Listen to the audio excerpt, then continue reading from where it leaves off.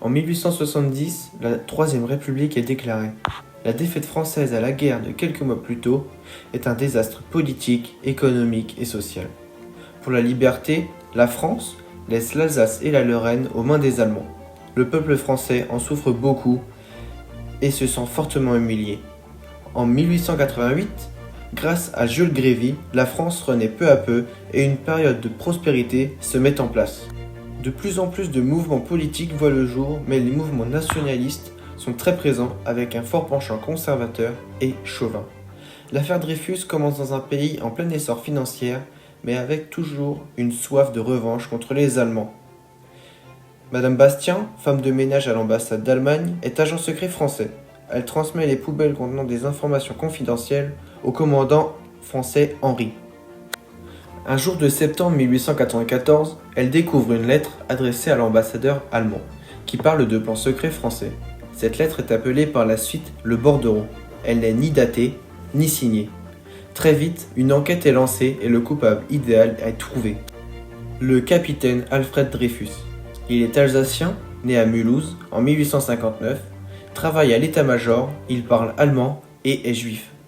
Avec le chauvinisme et le mouvement, Dreyfus devient très vite le pestiféré de la France. Dreyfus nie fermement toutes les accusations, mais à cause d'une tromperie collective et d'une accusation non fondée, il est incarcéré en octobre. Le premier procès de cette affaire a lieu le 19 décembre 1894.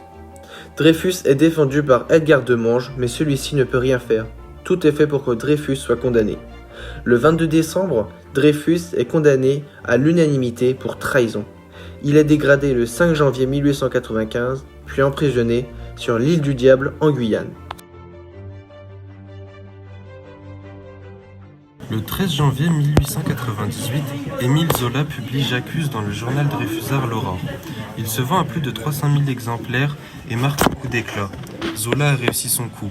L'État ouvre un débat public aux assises pour juger Zola pour diffamation. Une pétition signée par nombre d'intellectuels dont Zola, Anatole France ou encore Marcel Proust est publiée dans Le Temps pour demander la révision du procès. L'affaire devient électrique et l'opinion se divise. Il y a plus d'un siècle, une célèbre affaire d'erreur judiciaire a scindé la France en deux. L'affaire Dreyfus. Elle a divisé les Français en deux groupes bien distincts, les Dreyfusards et les anti-Dreyfusards. Le chef du service de renseignement de l'armée a accusé, après avoir reçu des preuves qui prouvaient la culpabilité d'Alfred Dreyfus, sa collaboration avec les ennemis. Son jugement a ensuite été très précipité et les droits de l'homme n'ont pas forcément été au centre de cette affaire. Les Dreyfusards dénoncent ce manque de civilité et ne sont pas en accord avec les valeurs plus radicales que prônent les anti-Dreyfusards lors de ce procès. Leurs pensées sont faites de xénophobie, d'antisémitisme, d'anti-intellectualisme et du chauvinisme.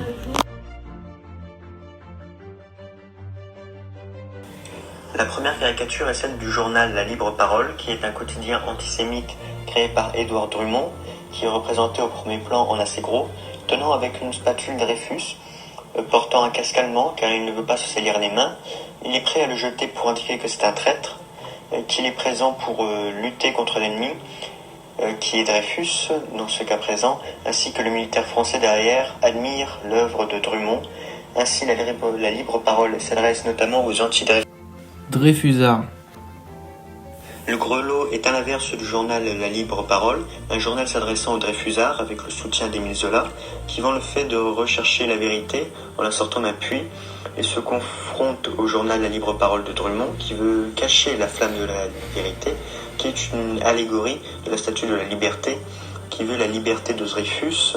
Ainsi, le grelot dénonce le journal La Libre Parole de vouloir cacher la vérité. Il y a aussi la représentation de la justice militaire qui ne voit pas la flamme de la vérité puisqu'elle est cachée par le chapeau d'un homme. Ainsi, le journal critique la non-voyance de la justice militaire et les mensonges du journal La Libre Parole.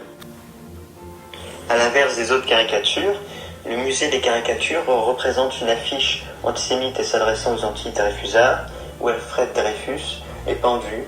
L'affiche dénonce le fait d'une amnistie populaire, puisque l'affaire a commencé en 1894, où le peuple a oublié l'affaire Dreyfus, et le fait que pour le neveu, l'affichiste du musée des caricatures Dreyfus est un traître.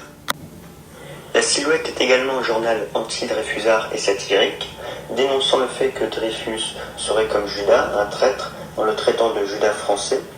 On le remarque puisque quand Dreyfus arrive, Judas s'en va, ainsi il remplace Judas. C'est pour cela que ce quotidien religieux et antisémite le traite de Judas français.